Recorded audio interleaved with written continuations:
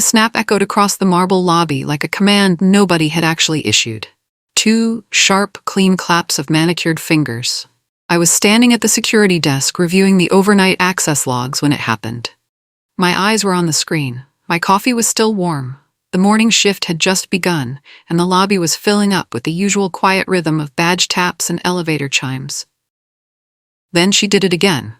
Louder this time. Snap, heads turned. A woman in designer heels and a perfectly fitted blazer was pointing toward the elevator bay. Not at anyone specific, just pointing, the way someone points when they expect the correct person to materialize and handle things. "Excuse me," she said, her voice carrying easily across the marble. "There's a coffee stain near the elevator. Someone needs to clean that up." A few people nearby looked away quickly, the kind of fast, subtle movement people make when they don't want to get involved. My face went warm, because I was not cleaning staff. I was Brooke Ellison, Building Access Coordinator. Every badge, every door lock, every secure floor in that building operated under the system I managed and maintained.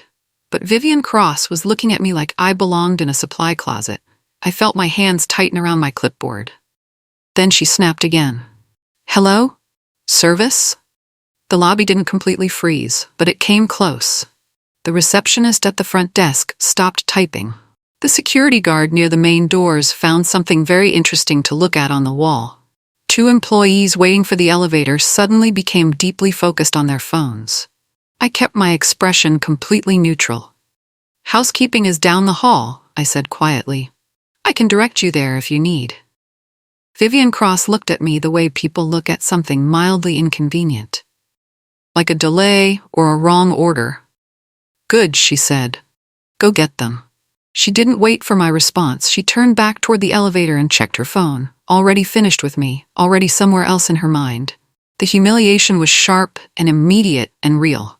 I won't pretend it wasn't, but underneath it, something else settled in. Something quieter and more patient than embarrassment.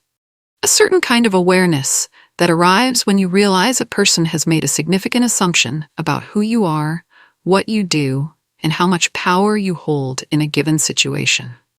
Vivian Cross had made all 3 of those assumptions at once, and every single one of them was wrong. She straightened her blazer and lifted her chin.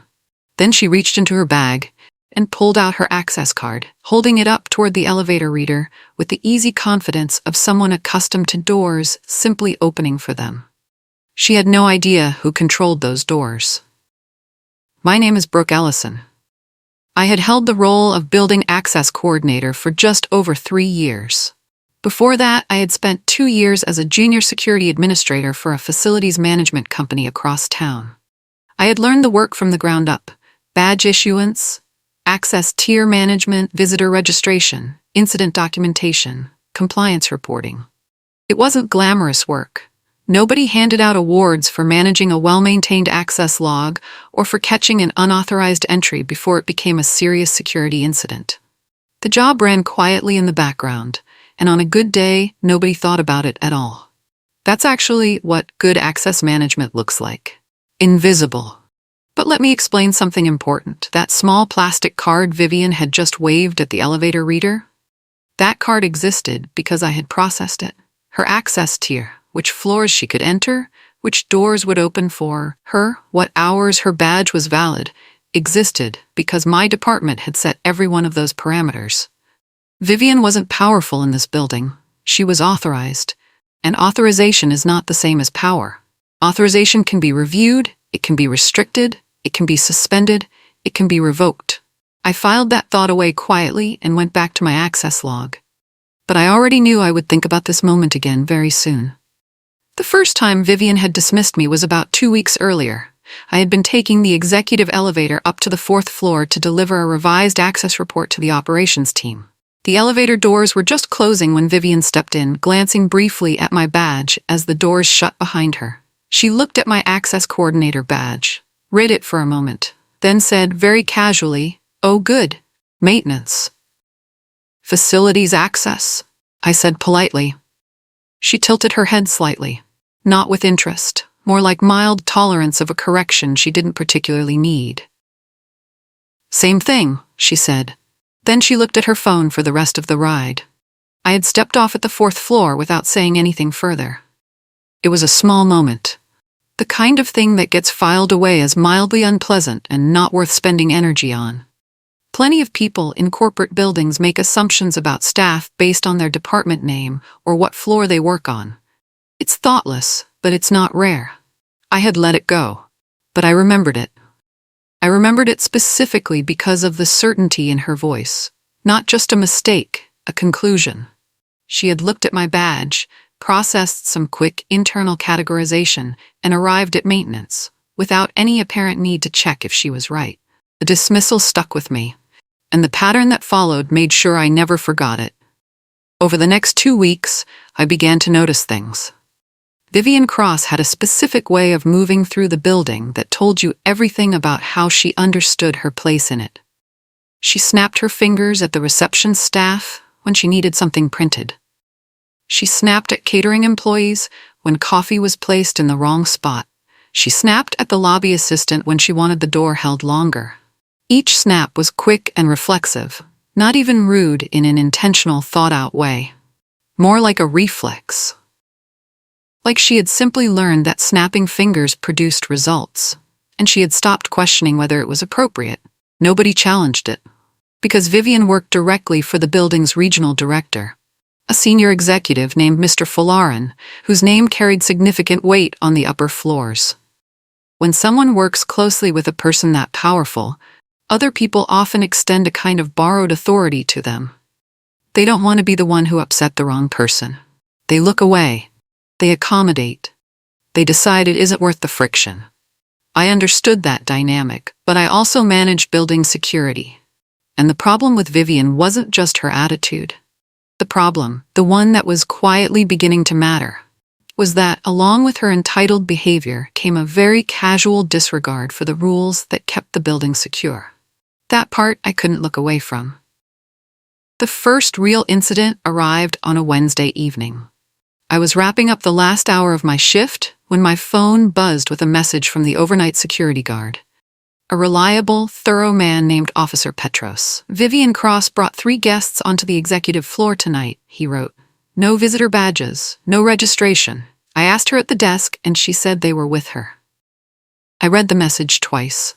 Unregistered visitors on the executive floor was not a minor procedural oversight.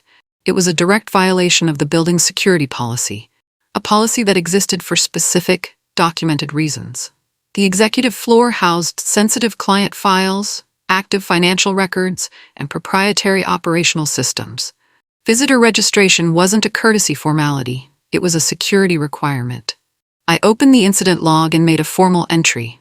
Date, time, names as reported by Officer Petros, violation type, outcome. Then I sent Vivian a professional email the following morning. Brief and factual. I noted the incident, explained the visitor registration requirement clearly, and asked her to ensure future guests were properly registered at the security desk before proceeding to upper floors. I included a link to the building's visitor policy document. Vivian's reply arrived less than 4 minutes later. 1 sentence. Relax. That was it. No acknowledgement of the policy, no apology, no indication that she had read a single word of what I had written. Just relax. I held my phone for a moment after reading her reply. Then I saved the email thread. Both messages. Her original non-response and my original note. I told myself I was being methodical, careful. That this was simply good professional practice for anyone managing security incidents. Keep a clean record, document everything, follow up in writing. But honestly, I already understood that this situation was not going to resolve itself with one polite email. Vivian's response said everything I needed to know about how she planned to approach the building's policies going forward. She had written, relax, the way someone waves off a comment they found unnecessary. Not challenging me, exactly. Not even arguing. Just dismissing, the way you dismiss something that simply doesn't apply to you. I typed back a brief acknowledgement and reminded her that the visitor policy applied to all staff equally, regardless of seniority or department. She didn't reply to that one. But from that point on, I paid close attention. Because the people who respond to security reminders with one-word dismissals are almost always the same people who appear in incident logs again and again, and with escalating specifics each time. I opened a fresh section in my documentation folder. I named the file clearly, and I began noting every detail carefully. Vivian Cross was starting to collect violations. 8 days after the unregistered visitors incident, it happened again. This time it wasn't after hours. It was midday. The lobby full, the elevators busy, the building at its most active and visible. Officer Petros called me directly this time, rather than sending a message. "She's at the restricted corridor door on 3, he said. "She's got a man with her, no badge." Security stopped them at the elevator, and they walked to the stairwell door instead. I was at my desk. I pulled up the live camera feed immediately. Vivian was standing at the door to the 3rd floor restricted corridor, an area limited to legal and compliance staff, with a man beside her who had no visible visitor badge, no lanyard, nothing. She tapped her own badge against the reader. The door beeped. They walked through. Security reached them seconds later and redirected them back out. The man was escorted to the lobby registration desk. Vivian stood through the whole process with the patient, slightly bored expression of someone who found the procedure mildly tedious rather than entirely her fault. I added a second formal incident entry to the log. Then I sent a second written notice to Vivian. This time I copied her department manager. That afternoon, the regional director's office called me. The call came from Mr. Folarin's executive assistant, a calm, measured woman named Audra. "Mr. Folarin wanted me to reach out regarding the incident notices you've been sending," she said. "He asked me to let you know that Vivian Cross is a valued member of his team. She handles a lot of sensitive coordination work that requires flexibility." "I understand," I said. "He asks that you try to approach these situations with some understanding of the pressures she's working under." I paused for exactly 1 beat. "I appreciate Mr. Folarin's perspective," I said. "I want to assure his office that the notices are standard documentation required by our security policy. They apply equally to every staff member in the building, and they're not personal. They're procedural." Audra was polite. She thanked me for my time and ended the call. I sat with that conversation for a few minutes after. I understood the message. It had been delivered professionally and without any actual threat, but the meaning was clear. Vivian matters to important people, and it would be easier for everyone if I found a way to look past her behavior. Look away. Let it slide. Keep things smooth. I thought about that. And then I opened the incident log and kept working. Policies don't work on selective enforcement. The moment you apply the rules only to the people without powerful connections, the rules stop being rules at all. The month that followed was, in a word, exhausting. Not because of the workload. I was used to managing complex access issues and keeping detailed records, but because watching someone repeatedly test the limits of a system you're responsible for, while knowing that other people with authority were quietly hoping you'd simply stop noticing, requires a particular kind of steady patience. Vivian escalated. That's the only accurate word for what happened. After the call from Mr. Folarin's office, she seemed to interpret the silence from above her as confirmation that she was untouchable. She started using the building the way someone uses a private club they pay a premium membership for. Friends arrived after hours. They weren't registered. They came up to floors they had no authorization to access. Unregistered meetings began appearing in the conference room logs. Groups of people without visitor badges using spaces that required advance booking and security coordination. Twice I received alerts from the restricted access door on the 3rd floor, the same door from before, showing entries that shouldn't have happened during off hours. My documentation folder grew steadily. I kept everything organized by date and incident type. Then one morning, she walked into the lobby during peak hours and snapped her fingers at me again, in front of everyone. It was a busy Tuesday morning. The lobby had that particular energy it gets between 8:30 and 9. Everyone arriving at once, the elevator bays crowded, the reception desk handling multiple requests simultaneously. I was near the security desk reviewing a visitor pre-registration for a 10 o'clock meeting when Vivian walked in. She spotted the small coffee spill near the elevator bay, the same area as before, as if the lobby had offended her personally in that exact spot, and turned toward me without hesitation. She snapped twice, sharp, deliberate. The sound carried across the marble floor. "Coffee," she said casually, loudly enough that multiple people nearby heard it clearly. This time a few people laughed. Not meanly, just reflexively, the nervous kind of laughter that escapes when something uncomfortable happens in a shared space. My jaw tightened. I will be honest. It took effort to stay calm in that moment. Not because I was afraid of Vivian, but because being publicly dismissed, repeatedly, by someone who had decided you were insignificant, that has a weight to it. It accumulates. But I didn't respond emotionally, because I had already learned something important about Vivian Cross. Every single time she snapped her fingers at me, she was also giving me more evidence. And my documentation folder was becoming very, very thorough. That evening, I sat down with the full camera log. I pulled footage from every incident date I had already documented, plus a broader sweep covering the previous 6 weeks of off-hours activity. I went through it methodically, timestamp by timestamp, floor by floor, door by door. The pattern that emerged from the footage was clear and consistent. Every violation I had documented in writing was confirmed on camera. Every unregistered guest appeared on video. Every unauthorized access event was recorded by the door sensors and the hallway cameras. The third-floor restricted corridor entries showed up twice in the footage with clean, readable timestamps and clear images of the badge used. Vivian's badge. Her access card number matched the entry log every single time. I compiled everything into a formal incident summary. Not an emotional document, a factual one. Dates, times, locations, badge numbers, camera footage timestamps, cross-referenced with the written incident log I had been maintaining since the first notification. 41 pages. Printed and organized with section dividers. I was about to file it with the compliance team when I reviewed the camera logs one more time and found something I hadn't expected. Something significantly more serious than unauthorized guests and unregistered visitors. Something that was going to change the entire weight of this situation. There it was, clear as anything on the camera log.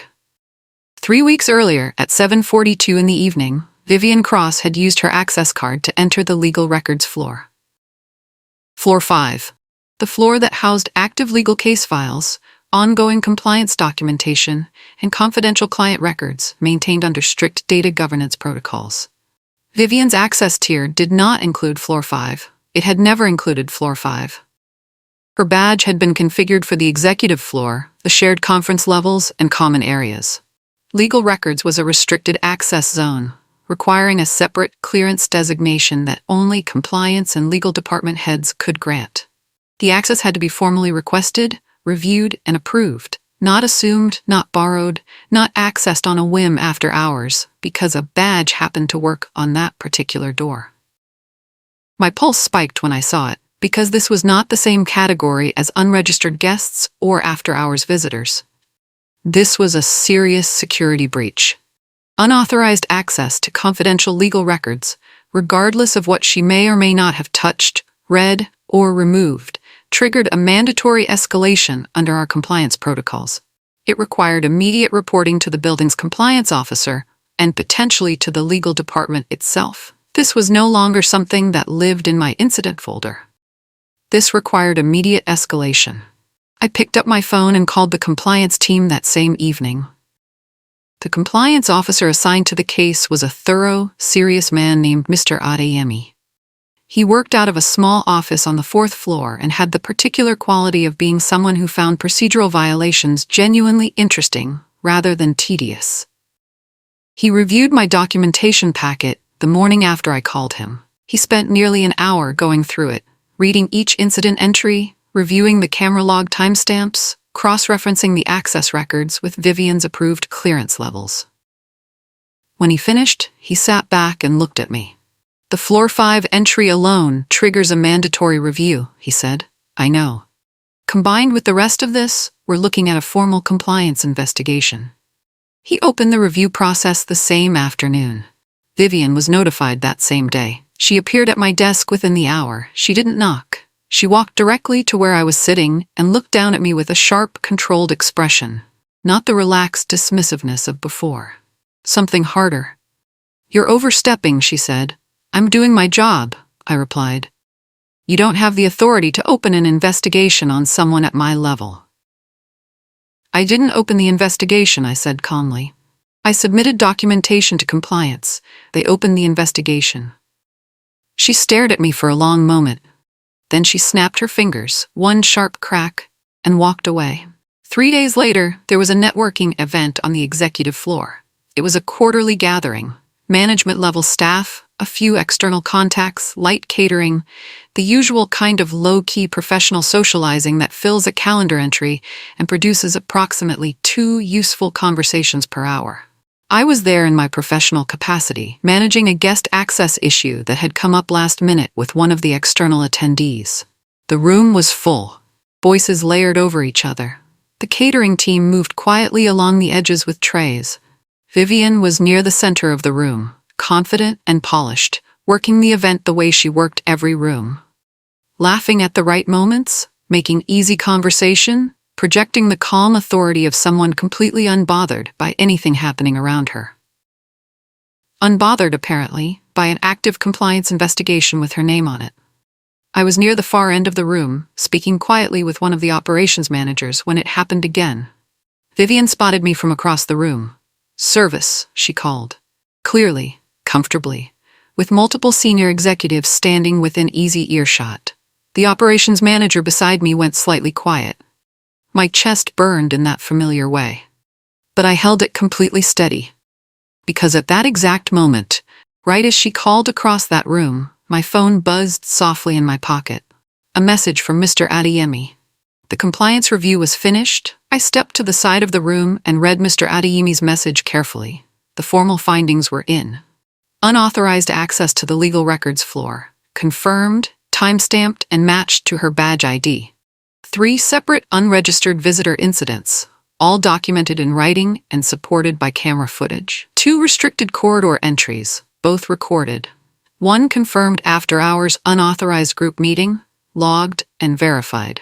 Vivian had received written notifications for 3 of the above incidents. All 3 had been formally documented. Under the building's security and access governance policy, 3 written violations within a 60-day period triggered mandatory review. 5 violations of any type within a 90-day period triggered an automatic access privileges reassessment. Mr. Adeyemi's message stated that the review team's formal recommendation was clear. Vivian's access privileges were now subject to immediate revocation if 1 further violation occurred. Not suspension, not a warning meeting. Immediate revocation. The documentation I had been carefully, patiently building over the past several weeks, every late-night entry, every camera log cross-reference, every formal notice I had sent and saved, had produced exactly what it was designed to produce. A clear, clean, defensible record. I looked across the room at Vivian, still charming people with the easy confidence of someone completely certain nothing could touch her. I put my phone back in my pocket, and I waited for the morning. The next step required 1 more sign-off from compliance. Mr. Adeyemi had been clear in his message. The recommendation was in place, but before any access changes could be made, he needed to formally document the authorization with the building director's office and have the revision memo approved. He completed that process the following morning. I received the signed authorization memo at 9:17. It was 1 page, professional, precise, formal. It stated that based on findings from the compliance review, including documented evidence of unauthorized access to restricted areas, multiple unregistered visitor violations, and a confirmed breach of the legal records floor, the Access Control Department was authorized to revoke Vivian Cross's building access privileges immediately upon any further violation of building security policy. Immediately upon. Not after review. Not after warning. Immediately. I read the memo twice. I printed a copy for my records. I saved the digital file in 3 separate folders. Then I placed my authorization tablet on the desk beside me, opened the access control system, and pulled up Vivian's badge profile. Everything was queued and ready. I just needed 1 more incident. I genuinely did not expect to wait long. I was right. The following morning arrived clear and cold. I was at my station near the security desk by 7:45. The lobby was just beginning to fill. The early arrivals moving through with their coffees and quiet mornings, the elevator bays cycling steadily. At 8:12, Vivian Cross walked through the main entrance. She was dressed sharply, moving with purpose, and she was not alone.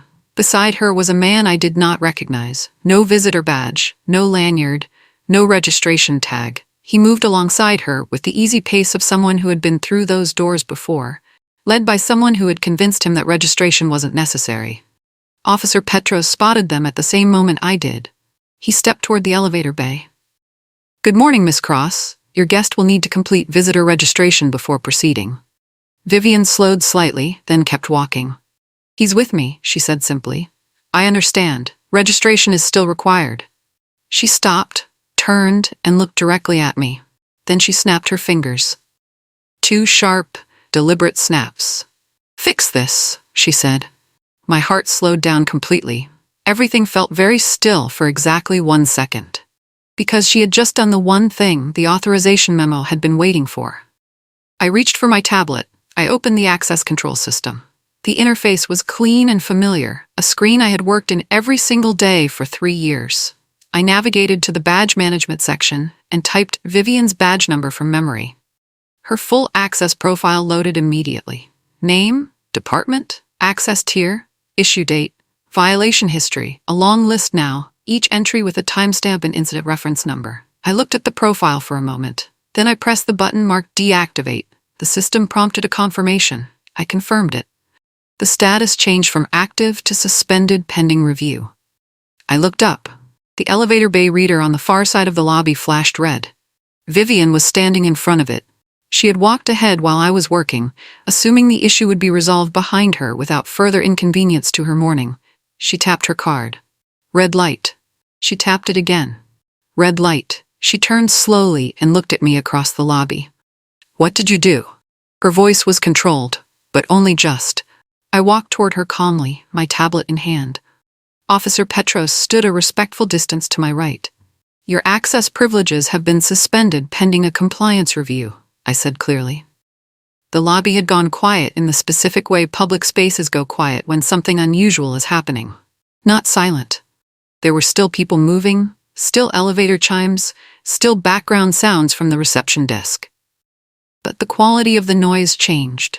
Conversations lowered. People slowed down. Vivian looked at me with an expression that moved quickly through several stages. First surprise, then dismissal, then a tight, controlled smile. "You can't do this," she said. She said it quietly but firmly, the tone of someone accustomed to having corrections accepted. "I can," I said. "The authorization was issued by compliance this morning. It's in response to the formal findings from a 4-week review." She glanced around briefly. A few executives I recognized from the upper floors were nearby. One had clearly slowed his pace toward the elevator. "This is a mistake," Vivian said. "A very significant mistake. Do you understand whose office I work for?" "I do," I said. "That information doesn't change the compliance authorization." "I will have this reversed in 20 minutes. "You're welcome to contact compliance directly," I said. "Mr. Adeyemi's extension is listed in the building directory." She stared at me. Something behind her eyes shifted, and for just a moment, underneath the sharp confidence, something uncertain moved through her expression. Officer Petros stepped forward and asked, professionally and politely, for her access card. Vivian didn't hand it over immediately. She held the card in her hand for a long moment, looking at it the way people look at something they're not quite ready to let go of. The lobby was very quiet around us. A small group of people near the reception desk had stopped pretending to be busy with other things.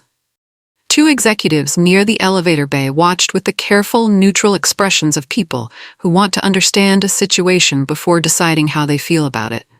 Finally, Vivian placed the card in Officer Petros's hand. She did it without drama. Without the angry scene I might have expected from someone who had moved through this building for months with complete certainty that nothing could stop her. She simply handed it over. Then she straightened her blazer and looked at me with a cold, flat expression. "Temporary," she said. I held her gaze evenly. "Probably," I said. I kept my voice completely neutral. No satisfaction in it. No performance. Just the steady, factual response of someone doing their job exactly as it was written. Vivian stood in the lobby for a moment longer than was comfortable. Then she turned and walked toward the reception desk, presumably to make phone calls. Mr. Adeyemi arrived 11 minutes later, moving through the lobby doors with his compliance folder already in hand. He nodded at me briefly and walked directly toward the conference room. The formal part was just beginning. The compliance review meeting took most of the morning. I was called in at the beginning to present the documentation. The complete incident file I had been maintaining since the first notification, organized by date and violation type. Mr. Adeyemi spread the materials across the table methodically. 4 months of entries. The unregistered visitor incidents, 3 of them formally documented. The restricted corridor entries, 2 confirmed, both with camera footage and badge logs. The Floor 5 unauthorized access, the most serious entry in the file, still carrying its own separate review status. The formal written notices sent and saved, including Vivian's one-word reply. The email from the regional director's office asking me to be understanding. All of it. Every piece organized cleanly, time-stamped accurately, cross-referenced with camera logs where applicable. The building director, a steady, composed man named Mr. Okonkwo, reviewed each section without speaking. He asked 2 quiet, specific questions about the Floor 5 entry. He asked 1 question about the written notices and whether proper procedure had been followed. I answered both clearly. He looked at the materials for a long time. Then he looked at Mr. Adeyemi. "Revoke permanently," he said. He closed the folder, "and get me a full report on the Floor 5 entry for the legal team." Mr. Adeyemi made 2 notes and stood up. He left the room. I followed with my folder, and when I stepped into the hallway, he handed me the access card. Vivian was standing in the lobby when I came down. She had clearly been waiting. She had made her phone calls, or tried to, and from the careful, tight expression on her face, none of them had gone the way she had planned. She saw me come through the lobby doors from the stairwell. She saw the card in my hand. "What did they decide?" she asked. She still sounded controlled, but the confidence underneath the words had changed. It was thinner now, like something doing its best to stay upright. "Your access has been permanently revoked," I said. The lobby again went quiet. A few people nearby heard every word. Vivian looked at the card in my hand, then at me. "You're enjoying this," she said, quietly, almost to herself. I shook my head. No. I meant it. This wasn't enjoyment. This was the end point of a very long, very documented process. There was nothing satisfying about watching someone face consequences for behavior they had been given multiple chances to change. But I held the plastic card between my fingers, and I snapped it in half, cleanly. Clearly, the same sound she had made at me, across lobbies and conference rooms and crowded spaces for 4 months. 2 sharp, quiet snaps. The silence that followed was absolute. Vivian left the building that morning and did not return. Within the week, Mr. Folleran's office announced internally that Vivian Cross had departed from her position. The official language was neutral. Transitioned out. The kind of phrasing that declines to explain anything while making everything clear. There were a few weeks of adjustment after that. Mr. Adeyemi's team used the situation as a case study for a broader security policy refresh. Visitor registration was tightened. The authorization requirements for restricted floor access were clarified and redistributed to all staff. A new training module on access compliance was rolled out across all departments. The Floor 5 incident was reviewed by the legal team and ultimately found to have resulted in no data breach, though the documentation it generated was filed in a compliance record that would live permanently in the building's archives. Something else changed, too. Something harder to put in a report. The way building staff were treated shifted noticeably. I noticed it in small things. People saying good morning when they passed the security desk. Executives who had previously walked past without acknowledging the staff they passed every single day now stopped occasionally to ask a question or simply nod. It was subtle. But it was real, because something unexpected came from all of it. 3 weeks after Vivian left the building, Mr. Okonkwo called me into his office. He was seated at his desk with 2 documents in front of him. He gestured for me to sit, and when I did, he pushed one of the documents toward me. Building Compliance Manager, effective the following Monday. Broader authority, larger scope, more direct reporting lines. responsibility for overseeing the entire access and compliance program. Not just managing it from the desk, but shaping it and defending it at the organizational level. I looked at the document for a moment. "You handled a very difficult 4 months with a lot of patience," Mr. Okonkwo said. "You documented everything correctly. You escalated at the right time. You didn't let external pressure change the way you did your job." I thanked him simply and honestly, because there wasn't much more to say. I still hear that sound sometimes. 2 sharp snaps of manicured fingers. The sound of someone deciding, without any real thought at all, that the person in front of them was small. Easy to dismiss, easy to command, easy to look through. But buildings don't run on ego. They run on systems. They run on the quiet, careful work of people who show up every morning, manage the details nobody performs for an audience, and make sure that every door that should be locked stays locked. Vivian Thought Power was standing at the center of a room while people turned to look at you. But the person who controls the doors never has to stand in the center. The day she snapped her fingers at me was the day she forgot who controlled the doors.